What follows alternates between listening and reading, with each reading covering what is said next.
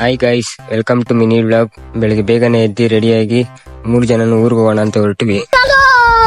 ಹೋಗ್ತಾ petrol bunk ಹತ್ರ ಹೋದ್ವಿ, ಪೆಟ್ರೋಲ್ ಹಾಕ್ಸೋಣ ಅಂತ. ಅಲ್ಲ ಟ್ಯಾಂಕ್ ಚಿನ್ನ, ನಾ ಸಾಯೋವರೆಗೂ ಬರೆಯಲ್ಲ ಚಿನ್ನ. ಟ್ಯಾಂಕ್ ಯು ಚಿನ್ನ, ಟ್ಯಾಂಕ್ ಯು.